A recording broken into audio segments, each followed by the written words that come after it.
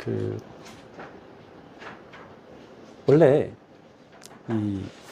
우리가 인생을 살아가다 보면은 내 마음에 뭔가 뚜렷한 중심 잡히는 생각이 없으면 우리는 사실은 이정표 없이 길을 걸어가는 거하고 똑같습니다. 우리가 어디를 걸어가는데 목적지가 있어야 되죠. 목적지가 없으면 어딜 가는지도 모르고 가면 여러분들 혹시 여행 가다 보면 그런 생각 해보신 적 있죠? 처음 갈 때는 와, 왜 이렇게 멀지? 잘 모르는 곳에 갈 때 왜 이렇게 멀지? 했는데 거기서 돌아올 때 보면 생각보다 그렇게 멀지 않네 라고 느낍니다. 왜 그러냐면 한번 가봤던 길은 돌아올 때는 그냥 가깝게 느꼈습니다. 그런데 잘 모르는 길을 갈 때는 엄청 멀리 느껴지죠. 근데 그거는 목적지가 있어도 그 정도인데 만약에 목적지가 없다면 어떻겠습니까? 내가 어디로 가는지도 몰라. 그러면 이게 내가 가면서도 이게 맞는지 가는지 아닌지 잘 알 수가 없죠. 그래서 제일 중요한 게 뭐냐면 그 정확한 어디를 갈 것인가 이 방향이 있어야 돼요. 그게 우리 인생길에서 제일 중요한 것 중에 하나입니다. 근데 그게 뭘까요? 그래서 사람들은 그 목적지를 잘 모르니까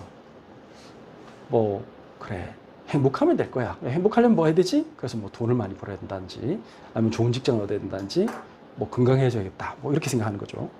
그런데 성경만 얘기합니다. 성경은 뭐냐? 하나님의 언약을 잡아라. 그러니까 하나님이 계시고 그분이 우리를 통해서 우리의 삶을 인도하고 계신다.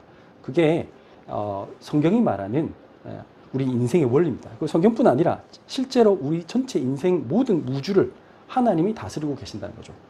그런데 문제는 하나님이 보이지 아니하시는 게 문제입니다. 그리고 하나님이 계신지 안 계신지 몰라요. 우리 인간은 육신적으로 만들어졌고 하나님의 형상으로 만들어졌다는 것은 영으로 만들어졌다는 것이지 그 영과 영은 사실은 통하게 돼 있는데 문제는 우리 인간이 자꾸 뭔가 육신적으로 감각적으로 알려고 하니까 하나님 알 수가 없어요. 그래서 하나님이 뭐라고 하셨냐면 우리가 알 수 있게 하나님이 계시다는 하나의 표시로 약속을 하셨어요. 그게 뭐예요? 이 창세기 2장 16절 17절입니다. 여호와 하나님이 그 사람의 명하여 이르시되 동산 각종 나무의 열매는 내가 임의로 먹되 이 세상의 모든 것을 만드시고 하나님이 우리를 축복하시려고 우리를 만드셨잖아요. 그리고 하나님은 우리를 세상에 수많은 것들 중에 가장 뛰어난 존재로 만드셨어요. 그래서 하나님이 아담을 만드시고는 야, 네가 이 세상 모두를 다스리라고 했어요. 그래서 아담에게 이름을 다 지으면 그 이름이 그 동물의 이름이 되고 식물의 이름이 되고 그렇게 했단 말이에요. 그래서 동산을 다 에덴 동산에 같이 있게 하셔서 우리 하나님과 함께 있도록 했는데 문제는 뭐예요? 하나님이 이 세상을 다스리고 만물을 창조하신 그 창조주라는 걸 기억하라는 표시로 2장 17절에 선악을 알게 한 나무를 주셨대요. 그래서 그 선악을 알게 한 나무의 열매는 먹지 말라. 내가 먹는 날에는 반드시 죽으리라 하시니라. 왜 이 선악과를 주셨냐면 선악과를 통해서 하나님 살아계심을 인정하라는 거예요. 마치 우리가 길거리 가다가 어떤 표시가 있어. 여기는 가지 마세요. 위험해요. 그것은 우리를 위해서 하나님이 만드신 거예요. 마치 이 세상에는 법칙이 있잖아요. 우리가 과학 공부 왜 합니까? 과학은 세상에 뭔가 숨겨진 법칙이 있는 거예요. 수학도 마찬가지고. 이 세상에 숨겨진 과학과 수학의 법칙이 있는데 그것을 통해서 하나님이 세상을 움직이세요. 그러니까 신기한 거는 지구는 누가 매달아놓은 것도 아닌데 지금 24시간 돌아가고 있고 또 태양을 주변으로 막 돌아가요. 이게 뭐예요? 어떤 만유인력 법칙 이런 것이 있어서 실제로는 하나님 만드신 법칙이 있기 때문에 이게 질서 있게 움직이고 그것을 통해서 하나님이 세상을 다스리고 계세요. 근데 그게 어긋나면 문제가 생기잖아요. 그런 것처럼 하나님이 우리를 보호하시고 하나님의 어떤 통치 방법으로서 하나님이 선택하신 거예요. 그런데 문제가 있어요. 뭐가 있었어요? 이 사단이라는 게 있어요. 이 사단이 원래 사단도 하나님의 피조물에 만들어진 존재예요. 원래는 하나님의 하나님께 음악을 가지고 하나님께 영광 돌리는 천사장이었어요. 그런데 그 사단이 어떻게 했어요? 어느 날 하나님의 사랑을 오해하고 또 자기가 갑자기 교만해졌대. 그래서 교만해져가지고는 자기가 하나님처럼 되고 싶어서 내가 하나님과 비길이라 하고는 다른 쫄개 천사들 3분의 1 끌고는 싸웠대. 감히 하나님 앞에 도전해. 그거는 창세 이전에 일어난 거예요. 우리 인간 세상을 만들기 이전에 이미 영적 세계에서 일어난 일이에요. 우리가 지금 말하는 거는 뭐예요? 우리 지금 지구의 시간표, 지구의 어떤 공간 속에서 우리가 지금 말하고 있는 거고, 이 영적 세계는 그 이전에 우리 지구 시간표하고는 좀 다른 거예요. 다른 세계에서 일어난 거예요. 어쨌든 근데 그래서 그 사단이 뱀의 모습으로 나타났어요. 그래서 인간을 꼬드겼단 말이에요. 근데 그것은 지금도 똑같이 일어나고 있다는 거예요. 지금도 똑같이 전 세계에서 사단이 하나님 없다고 하고, 네가 이 선악과 먹으면 너도 하나님처럼 될 수 있다라고 얘기해요. 근데 정작 선악과를 먹은 결과는 어떻게 되냐면 하나님처럼 된 게 아니고 하나님을 피하여 숨게 되고요. 부끄러움을 느끼게 됐대요. 이상한 일이죠. 인간이 내가 하나님처럼 되려고 하면요, 하나님처럼 되는 게 아니고 어떻게 하냐면 하나님을 무서워하게 돼. 그전에는 하나님과 가까이 있었어. 하나님이 아담을 부르면 아담은 언제든지 하나님과 가까이 가고 이렇게 했는데, 타락한 이유는 어떻게 했냐? 하나님을 피하여 숨은 이라 됐어요. 그게 뭐예요? 죄예요. 하나님께 가까이 갈 수 없는 상태. 그게 인간에게 또는 사단에게 온 저주예요. 그게 가장 큰 저주예요. 왜냐하면 하나님과 함께 할 때면 우리 인간은 행복하게 만들어졌거든. 근데 그 법칙에서 깨어졌으니까 죄라는 것이 하나님과 멀어지겠다. 그 결과 어떻게 됐느냐? 우리 인간에게는, 여러분들 지금 수많은 사람들이 질문하잖아요. 왜 난 이렇게 어려움이 있을까요? 직장 가는 게 너무 힘들어요. 아이들이 말합니다. 너무 공부하기 싫다. 군인들한테 물으면 군대 다시 가라면 저는 차라리 죽겠습니다. 그런 사람 많은 아이들이 말합니다. 어떤 젊은 사람들은 저는 그 직장에 한번 가봤으면 좋겠습니다. 취직이라도 한번 돼봤으면 좋겠습니다. 그런 사람 너무 많은데 정작 취직하면 너무 힘들어하고 막 직장 다니다가 막 자살하고 막 너무 괴롭다고. 그런 사람들도 너무 많고. 이번 주에도 저희 우리 백사모님 학교에서 막 선생님들끼리 막 싸우고 날랐어. 막 너무 힘들게 막 하고. 왜? 서로 조금 손해볼까 싶어서 서로 뭐 조금 어떤 문제 있으면 그것 때문에 서로가 서로를 막 어떤 이익이나 손해 속에서 서로 오해하고 힘들어하는 거예요. 그런 게 너무 많죠. 그게만 그럴까요? 전 세계 다 그래요. 모든 직장, 학교, 또 이렇게 군대, 뭐든지. 그러면 가정은 안 그럴까요? 그분들이 가정에 들어가면 가정은 또 행복할까요? 안 그렇죠. 가정도 물론 행복한 집들도 있습니다. 그런데 그런 집보다는 싸우고 힘든 집이 많고, 현실적으로 너무 힘들잖아요. 가정이 깨지니까 아이들이 엄마 아빠한테 버림받고 힘들어하는 애들도 많고, 지금 방치되고 학대받고 이런 아이들 너무 많아요. 밥을 못 먹는 아이들도 너무 많고. 왜 그렇습니까? 그게 하나님 떠난 문제란 말이에요. 그게 무슨 사회복지제도가 덜 돼서가 아닙니다. 사회복지제도가 많이 되면 될수록 이 문제는 더 심각해집니다. 아시겠죠? 선진국일수록 더 심해. 후진국은 아예 더 심해. 아예 그냥 거기는 어떠냐? 지금도 아프리카 이런 데서는 그냥 살상 그냥 가가지고 마을 전체를 막 다 죽이고 이런 일들이 지금도 있어요. 지금도 지금 이디오피아, 나이지리아 이런 나라들은 지금 부족끼리 싸우고 있어요. 제가 말할 것도 없이 지금 수많은 나라에서 지금 서로 싸우고 있고, 코로나 때문에 더 이제 힘들고요. 직장이 없어서. 동남아 이런 데서는 지금 어떤 우리 동남아의 우리 교민들은 한 끼 먹기도 힘들대요. 어떤 분들은 너무 힘들어가지고. 왜냐하면 관광을 먹고 사는데 관광에 아무도 안 오니까. 우리나라 사는 그 정도면 외국 사람들은 어떻게 했어요? 너무 힘들죠. 왜 이 세상에 이런 문제가 많이 있을까요? 이유는 무슨 훌륭한 지도자를 봐서가 아닙니다. 정권이 바뀌어도 똑같습니다. 과학은 발전하면 어떨까요? 발전할수록 더 그래요. 과학이 발전할수록 세상에는 이상하죠. 약은 많은데 새로운 병은 더 많이 생기고 정신병은 더 심해진다. 그 이유가 뭐냐고요? 하나님 떠나서 그래. 그래서 그 답이 과학에 많이 연구를 해라. 이게 답이 아니에요. 또 윤리의식을 가지고 다른 사람 많이 도와줘라. 그러면 세상에 굿네이버스니 이런 유니세프니 온갖 단체들 많잖아. 그러면 그런 단체들이 해가지고 세상의 문제를 해결했습니까? 없는 것보다는 낫는데 거기서 하는 일도 중요한 일을 합니다. 그럼에도 불구하고 세상의 문제는 개선되지 않습니다. 1년 전 IT란 나라가 너무 엉망진창이라고 그 KBS 세계는 지금에서 얘기했는데 얼마 전에 또 그 나라에서 대통령이 이번에는 아예 암살당했어요. 그 나라가 세계에서 가장 가난한 나라입니다. 그 나라 중에 하나인데 지금은 더 이제 엉망진창이야. 그러면 한 30년 전에 어땠냐? 똑같이 엉망진창이었어요. 왜 그럴까요? 거기 뭐 나라가 바로 미국 밑에 있어서 미국에서 엄청 지원해 줬어요. 그 세계 채빈국이기 때문에 많은 유엔 식량 계획 뭐 이런 데서 와가지고 돈 아무리 갖다 줘도 뭐 한다? 안 돼요. 오히려 그거 가지고 무기 사고 저기들끼리 싸우고 그래요. 그러고 국민들은 굶어 죽고 오죽하면 경찰이 막 시위해요. 우리를 왜 이렇게 힘들게 하냐고. 경찰이 막 대통령궁에 찾아가 시위하고 이제 드디어 대통령이 암살당했어요. 아니 왜 그럴까요? 근데 그 나라 사람들은 전 국민의 약 거의 90%가 자칭 기독교인이라고 말하고 뭐 저기 주로 이제 천주교를 많이 믿죠. 그런 사람들이에요. 왜 그럴까요? 기독교라고 하는데 가보면 기독교가 아니야. 뭐죠? 하나님 떠난 상태.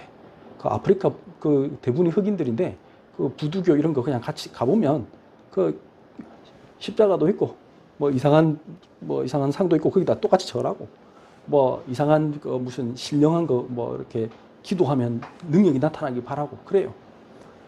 IT만 그럴까요? 우리나라도 똑같다 이 말이에요.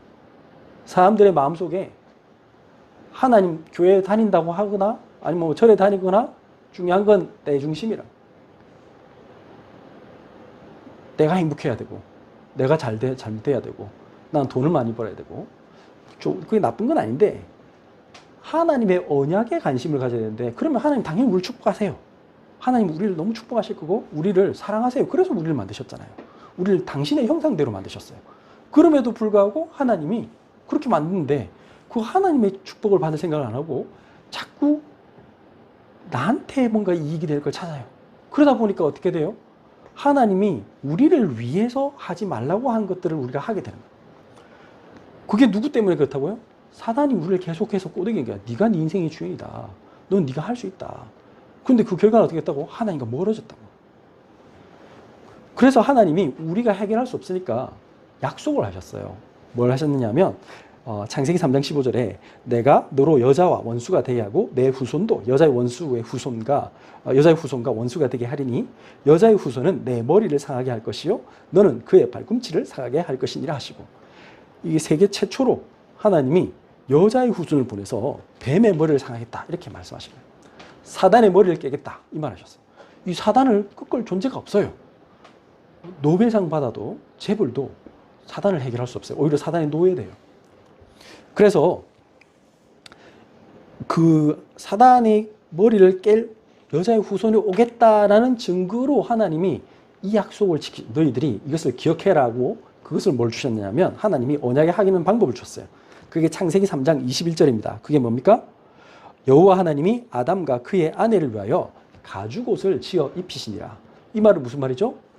어린 양을 잡아서 피 잡고 그러니까 제사를 지내면서 거기에 가죽옷을 그 어린 양의 털을 가지고 가죽옷을 지어 입히셨다. 앞으로 예배 드릴 때 너희들이 이 어린 양을 잡아라. 그걸 통해서 앞으로 여자의 후손이 올 것이다. 너희를 대신해서 이 저주를 재앙을 다 막을 것이다. 라는 걸 약속을 하신 거예요. 그래서 이 언약을 기억하라고 했는데 사람들이 안 해요. 안 하니까 문제가 오는 거예요. 그래서 많은 문제가 오니까 신명기 30장 1절에 하나님이 다시 그 이스라엘 백성들에게 지금 그 약속의 땅 들어가기 직전에 있는 그 사람들을 모아놓고 지금 모세가 마지막으로 설교하는 오늘 말씀이에요. 그러면서 이렇게 말씀하신 거잖아요. 3장 1절에 내가 내게 진술한 모든 복과 저주가 내게 임함으로 그렇게 말했어요. 뭐랬냐면 28장 29장에 그 복과 저주를 설명했잖아요. 하나님 말씀을 너희가 청종하면 너희들에게 복이 임할 것이고 하나님 말씀 이 언약을 놓치면 너희들에게 저주가 임할 수밖에 없다. 그러니까 내가 내 하나님 여호와로부터 쫓겨간 모든 나라 가운데 근데 자꾸 놓친단 말이에요. 하나님 말씀을 놓치니까 쫓겨가게 돼요. 그럴 때에 여러분들이 무너져도 괜찮고요. 여러분들 지금 질병이 있어도 괜찮고 지금 경제적으로 어려워도 괜찮아요. 나 공부 못해도 괜찮아요. 괜찮은데 뭐 하면 된다고? 이렇게 했어요. 이 일이 마음에서 기억이 나거든. 뭐가? 하나님의 언약이 기억이 나거든. 이게 오늘 제일 중요한 메시지입니다. 여러분들의 마음속에 내가 하나님의 언약을 내가 붙잡아야겠다. 이 말씀이 기억이 나면 돼요. 어디에 있어도 괜찮아요. 내가 완전 무너져 있어도 괜찮고요. 내가 지금 성격이 너무 나빠도 괜찮고요. 내가 기분이 너무 나빠도 괜찮아요. 내가 지금 경제적으로 너무 어려워도 괜찮아요. 뭐 하면 된다고요? 기억이 나거든. 그러면 하나님은 우리의 언약을 기억하기만 하셔도 우리를 축복하시겠다. 이렇게 약속하시는 거예요. 언약이 기억나면 여러분들이 이 언약이 생각났어요. 언약이 확실하구나. 이게 믿어지면 뭐 해야 돼요? 이스라엘 백성들이 지금 노예 생활했어요. 처음에는 언약이 있었거든. 처음에 이집트 내려갈 때 뭐 했죠? 야곱의 가족들이 약 72명 정도가 내려갔어요. 그때는 기분 좋게 내려갔어요. 왜? 이집트의 총리가 요셉이라. 그래서 그 가니까 총리 가족으로 좋은 땅, 고센 땅을 배받아서 잘 살았어요. 거기 있으면서 예배도 드리고 하나님의 백성으로서 거기 잘 지냈어요. 문제는 이집트에 있으면서 세상 문화 속에 동화되면서 언약이 희미해졌어. 이 기억을 놓쳤어. 하나님의 말씀을 놓쳤어. 그러니까 어떻게 했다? 이 복과 저주 중에 저주가 임한 거예요. 본인들이 자기들은 영원히 잘 살 거라고 생각했는데 어느 날 요셉을 기억 못하는 왕이 이집트의 왕이 됐어. 왕조가 바뀌었어.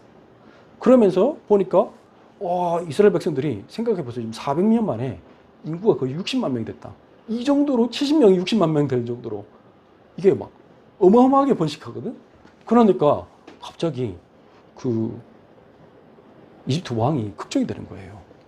여러분들 한번 생각해보세요. 우리나라도 지금 우리 인구가 한 5천만 명인데 원래 고려시대 때는 500만도 안 됐다고 제가 알고 있어요. 우리나라도 인구가 적었어요.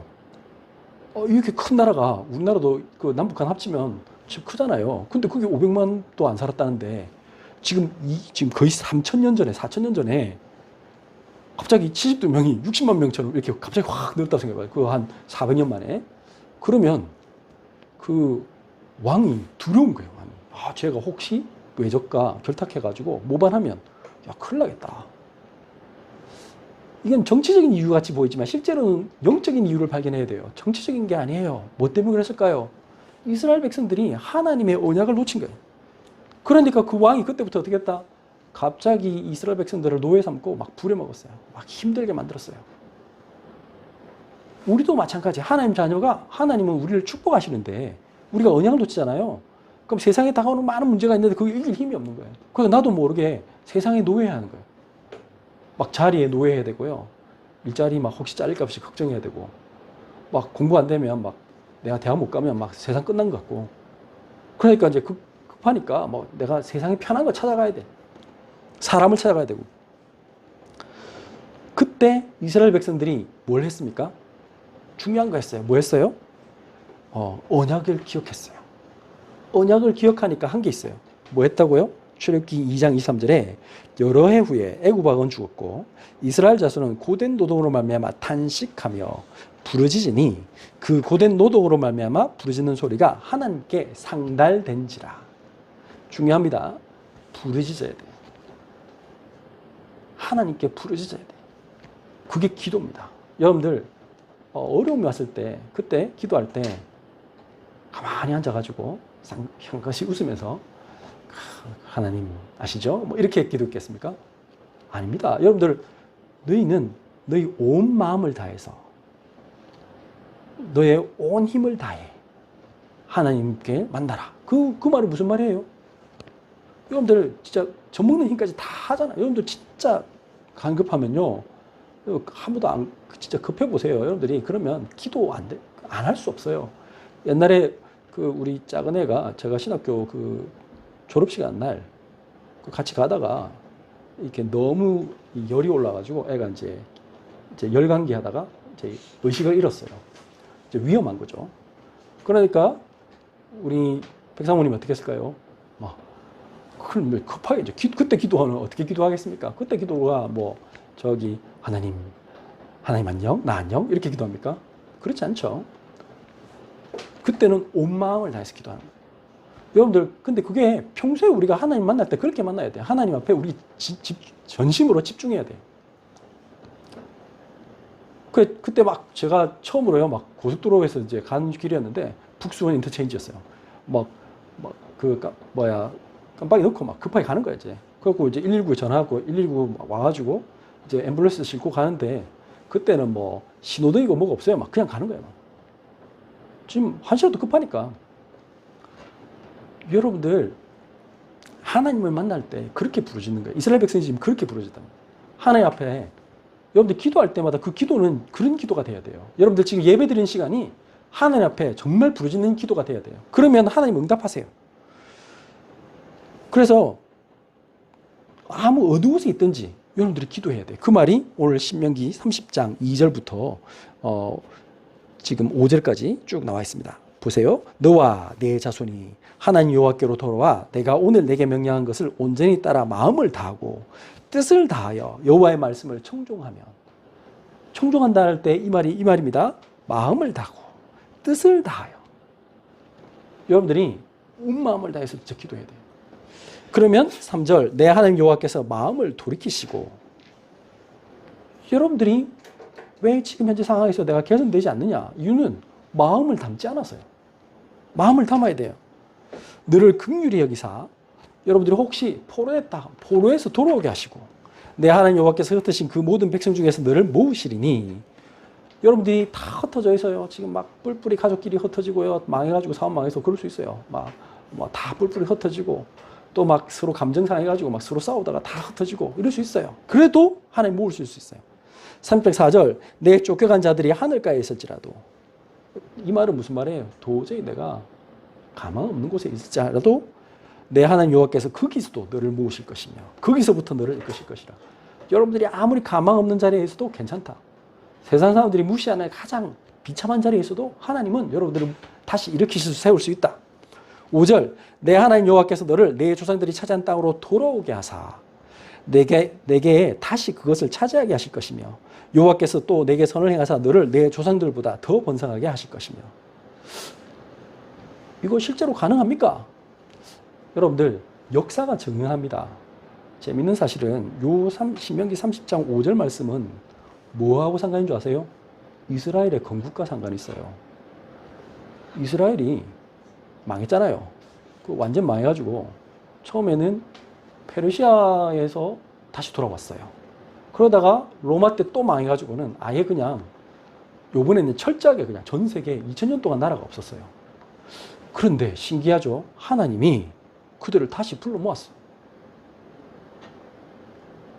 그거 너무 신기하지 않습니까? 2000년 동안 나라도 없고 전 세계에 흩어졌는데 스페인 갔으면 스페인 국왕이 또 이렇게 박해해가지고 또 쫓겨나고, 이탈리아 갔다 이탈리아 쫓겨나고, 프랑스에서 쫓겨나고, 러시아에서 쫓겨나고, 전 세계 떠돌이 생하는 그런 나라였는데 그 민족이 신기한 거는 어느 날 모였어. 영국 수상이 한 번은 그 유대인들이 모여가지고 나라 세우게 해달라니까 그 당시에 영국이 아프리카를 점령하고 있을 때 우간다에 일부 땅이 있었대요. 그래가지고 얘기했대. 야, 아프리카 우간다에 땅 괜찮은 거 있던데 너 거기 가라. 내가 너 나라 독립국 세워줄게. 이렇게 했대요. 근데 유대인들이 어떻게 한 줄 아세요? 요 말씀 딱 붙잡고 아닙니다. 우리는 우리 조상들의 나라로 갈 겁니다. 그래서 팔레스타인에다가 우리 땅 주세요. 더 놀라운 거 1948년에 자기들이 나라 세우기 전에 1930년대부터 이주를 했어요. 팔레스타인에. 어마어마한 거죠. 자기들이 갈 걸로 독립할 줄 믿고 간 거야, 아예. 그래갖고 사람들이 자꾸 모여들었어. 신기한 일이에요. 하나님 언약이 그것을 가능하게 하는 거예요. 아직 지금 독립도 안 했는데 사람들이 모여들기 시작했다고. 그리고 팔레스타인 사람들에게 땅을 야금야금 샀어요. 역사가 증거합니다. 언약을 가진 사람은 반드시 이루어집니다. 그럼 이스라엘 사람만 그러냐? 아니, 우리도 똑같이 이루어진단 말이에요. 그런데 중요한 게 있어요. 이스라엘 사람들이 나라는 회복했는데 뭐가 안 됐습니까? 영적 할례를 안 받았어. 이게 중요한 겁니다. 오늘 말씀을 정말 중요하게 생각해야 됩니다. 자, 보면 할례가 뭡니까? 할례는 복용수술이죠. 남자들 이렇게 이제 그 표피를 자르는 거예요. 이제 그것을 왜 하였습니까? 최초로 시작한 게 아브라함입니다. 창세기 17장에 보면 10장 1절에 아브라함이 99세 때에 하나님이 나타나셨어요. 99세란 말은 100세 되기 전입니다. 그러면서 하나님이 아브라함하고 언약을 하셨어요. 네 자손으로 말미암아 천하 만민이 복을 받게 할 것이다. 이 말씀하시면서 너는 아브람이 아니고 이제 아브라함이다. 아브라함이란 말은 모든 사람들의 아버지다. 열국의 아버지다. 너의 와이프의 이름은 사레가 아니고 사라다. 사라는 모든 사람들의 엄마다. 그렇게 될 것이다. 이렇게 얘기했어요. 그러면서 내가 너를 말미암아 너를 축복할 것을 내가 약속하는데 그 표시로 뭐 했느냐. 창세기 17장 11절 12절 보면 너희는 포피를 베어라. 이것이 나와 너희 사이의 언약의 표징이니라. 12절 너희의 막 대대로 모든 남자는 집에서 난 자나 또는 너희 자손이 아니라 이방 사람에게서 돈으로 산 자를 막론하고 난 지 8일 만에 할례를 받을 것이라. 그래서 이방인들도 해라. 이 언약을 잡은 사람들은 너 언약에 속한 모든 사람들은 해라. 이 뭐하고 비슷하냐면 마치 마크의 표시. 너는 내 것이다. 옛날에 노예들은 어떻게 하는지 아시죠? 옛날에 아메리카 흑인들 또 미국에 노예를 잡혀오면 노예들이 도망 못 가게 팔에다가 새로 달궈가지고 이렇게 찢은 거예요. 표시로. 뭐 로마 시대도 노예들한테 다 그거 했어요.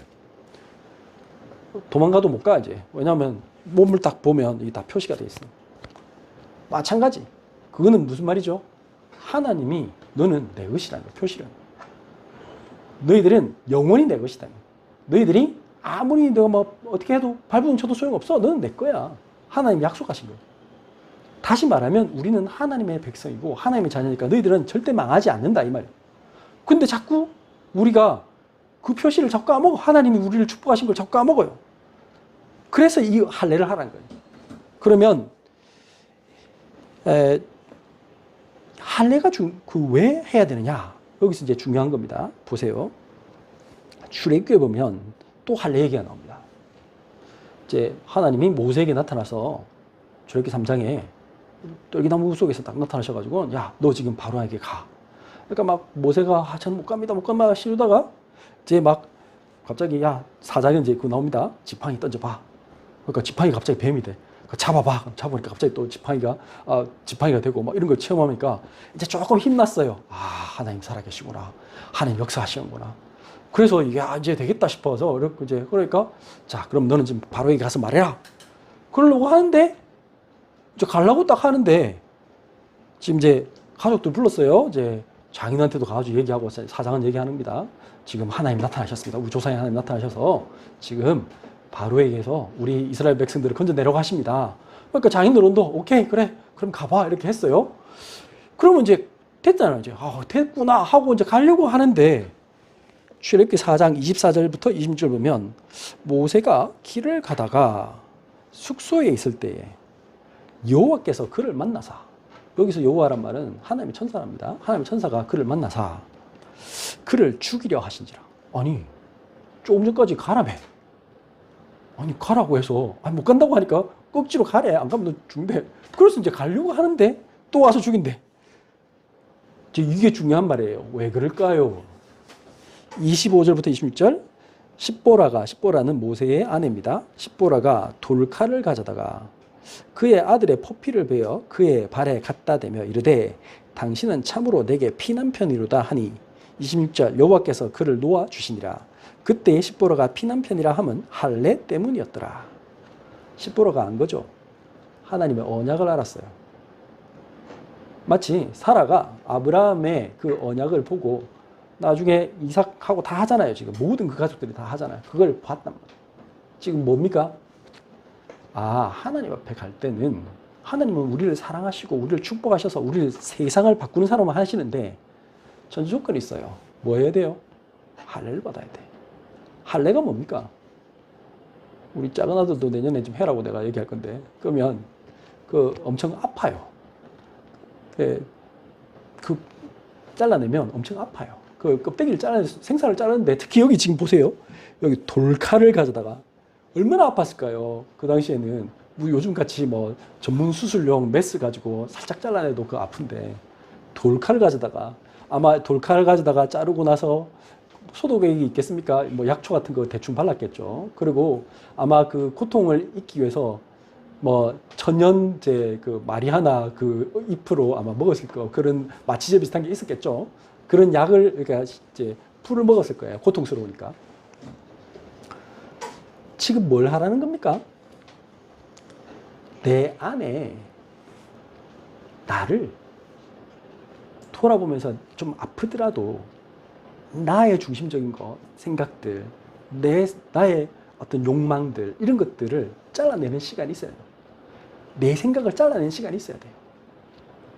우리가 응답 못 받는 가장 중요한 이유는 내 생각이 많아서 내 생각 속에 잡혀 있어서 그래서 그런 거거든요. 쉽게 얘기 한번 해볼게요. 그 아프리카에 가면 아프리카에서 컴퓨터 한 번도 안 보고 그러니까 인터넷도 없는 그 동네에 그 가가지고 그 아이패드를 내밀고 아이들에게 이렇게 했더니 아이들이 이거 뭐지? 신기한 건데 하면서 만져봐. 그러니까 애들이 막 만지더만 그 앱 보고 막 누르고 이렇게 막 하더래요. 그리고 조금 있다가 애들이 다 잘하게 되더라. 근데 이 어른들, 저 같은 사람이 아이패드 아직도 어떨 때는 막 이렇게 답답해하고 막 힘들어하고 그렇게 하거든요. 왠 줄 아세요?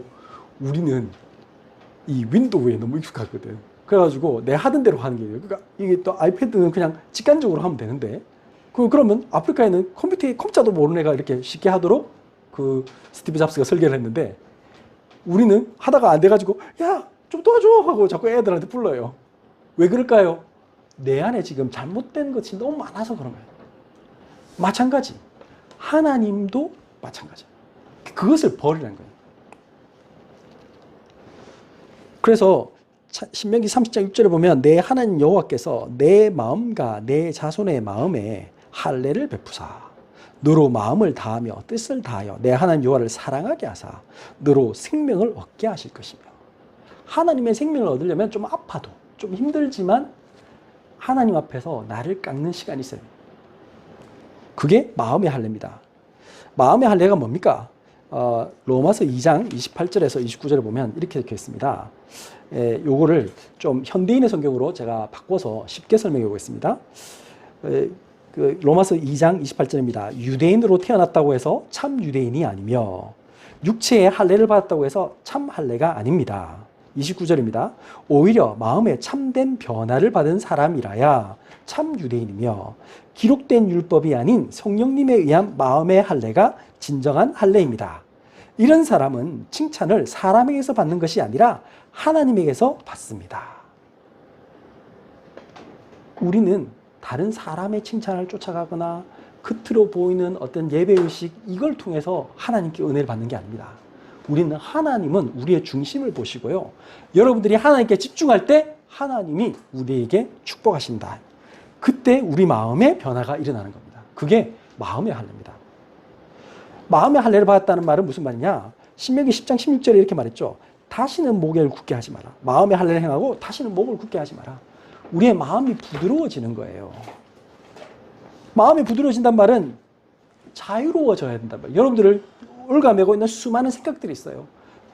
돈 걱정, 미래 걱정, 자식 걱정, 뭐 부모님 걱정, 온갖 걱정이 있어.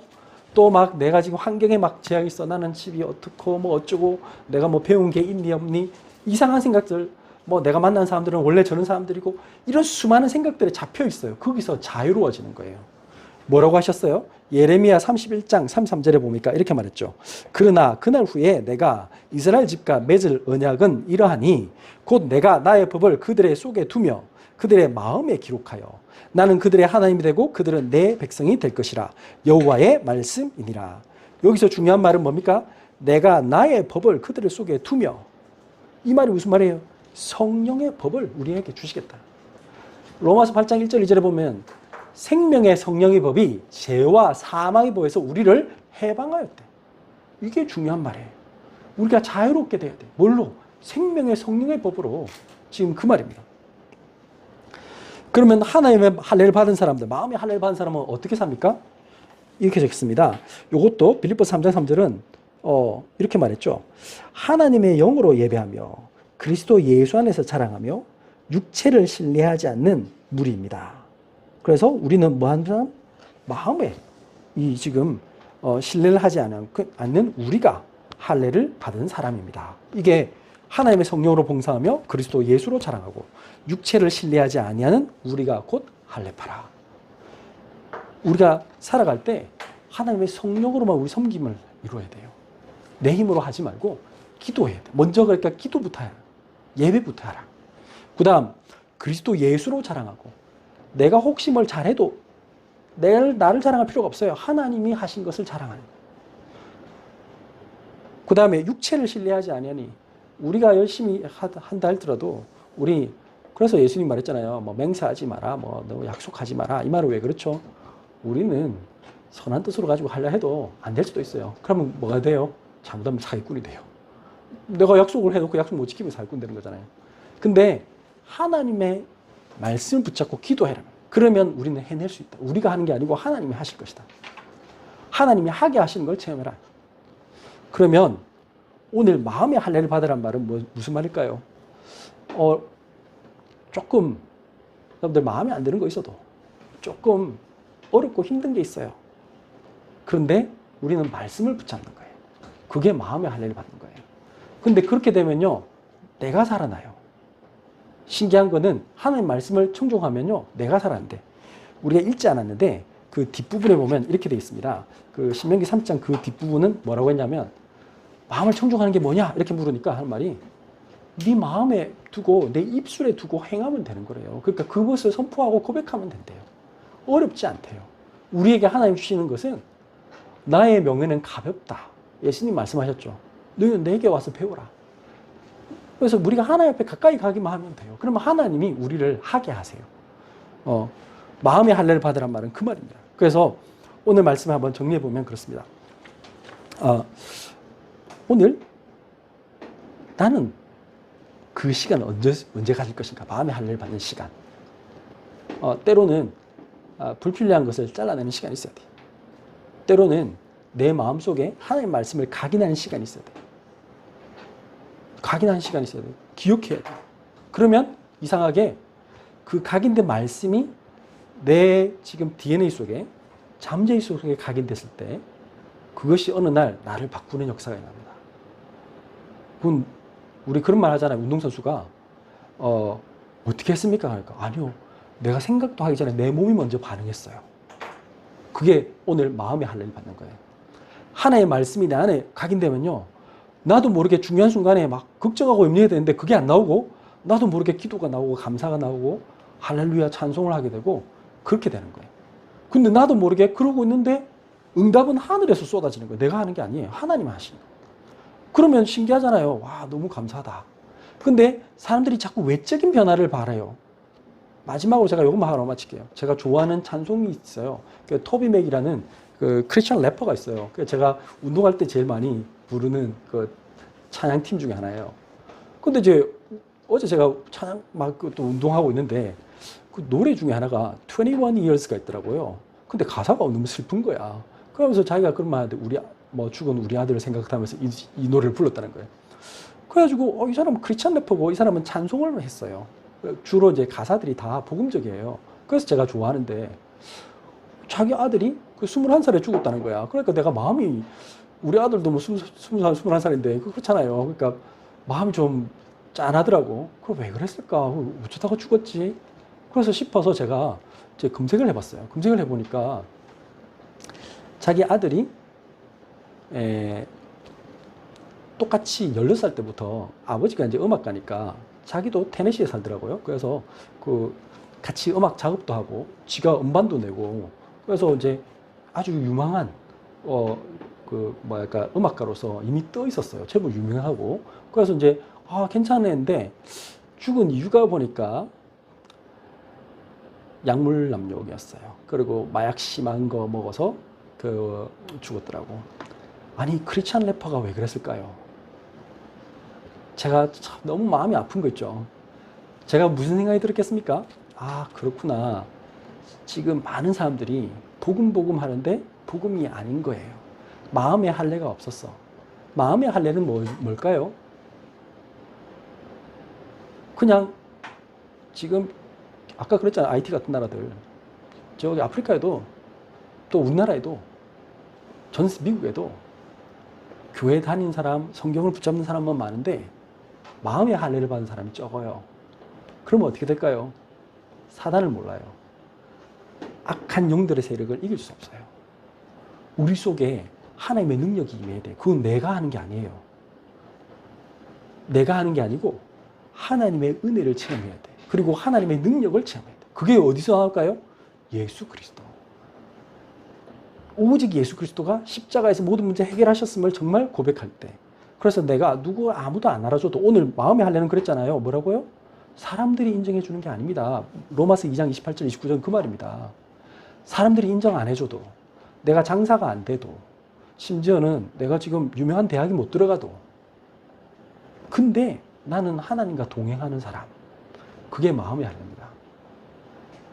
요셉이 노예로 가도, 심지어는 감옥에 가도 그 속에서 하나님과 동행하는 거예요. 그게 마음의 할례라니까요. 마음의 할례를 받은 사람은 그것은 아픈 시간이 아니고 성장하는 시간이에요. 하나님과 동행하는 시간이고 하나님의 살아계심을 체험하는 시간이에요. 그랬더니 어떻게 했다? 그 사람이 참 할례파래. 성령으로 봉사하고, 아시겠죠? 성령으로 봉사하고 그리스도 예수로 자랑하고. 그래서 요셉이 뭐라고 했어요? 바로 앞에 섰을 때 바로가 물었잖아요. 네가 꿈을 잘 해석하냐? 그랬더니 요셉이 뭐라고 했냐면 저는 못합니다. 제가 꿈쟁인데요. 제가 얼마 꿈 잘 해서 제가 옛날에요. 이런 꿈도 해석하고요. 그래서 제가 여기 왔잖아요. 그 말 한 게 아니에요. 전 못합니다. 그러나 만군의 하나님께서 우리 바로 왕에게 알게 하실 것입니다. 그리스도 예수로 자라고 하고.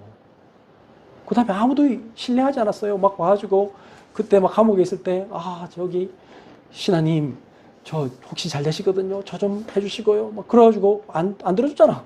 그거 안 들어줘가지고 그것 때문에 막 이제 나는 감옥에서 나갈 소망이 없구나. 죽어삐까? 그렇게 하지 않았단 말이에요. 그게 육체를 신뢰하지 아니하는 우리가 할례파라. 여러분들 사람을 의지하지 마시고 하나님을 의지하세요. 그러면요 하나님이 행하십니다. 그래야 그런 수많은 마약이나 그 영적 정체를 알아야 돼요. 지금 미국에 그냥 이거 모르고 가는 애들, 공부하러 가는 애들 다 약쟁이 되게 돼 있어요. 다 미쳐 돌아가게 돼 있어요. 이거 모르고 뭐 예술을 하겠다, 음악 하겠다, 뭐 연예인 되겠다, 어떻게 될까요? 그냥 다 뭐 돈의 노예, 그 무슨 뭐 소속사의 노예, 뭐 어떤 재벌의 노예, 시키면 시킨 대로 하는 완전 이상한 사람 되는 거예요. 이제 만약에 여러분들에게 창의성이 나에게 막 내가 노력해서 했던 그거 떨어지면 어떻게 할 거예요? 아닙니다. 이제 하나님이 함께 하신 걸 체험해야 돼요. 그래서 나를 가꾸고 하나님 앞에 집중하는 시간, 그게 마음의 할례를 받는 시간입니다. 그때 여러분들이 이 세상 사람들이 가지 않는 하나님이 주시는 진짜 축복을 누리게 될 겁니다. 기도하겠습니다. 전능하신 하나님 참으로 감사합니다. 오늘 하나님의 말씀 그대로 우리에게 이 시간 마음의 할례를 받는 시간이 되게 하여 주옵소서. 나의 생각과 나의 고민과 나의 모든 것을 내려놓고 오직 하나님께 온 마음 다하고 온 힘을 다해 하나님 만나며 하나님의 축복 속에 들어가게 하여 주옵소서. 그래서 이 복음 모르는 수많은 사람들을 살리는 하나님의 능력에 증인되게 하여 주옵소서. 예수 그리스도 이름으로 기도드렸습니다. 아멘.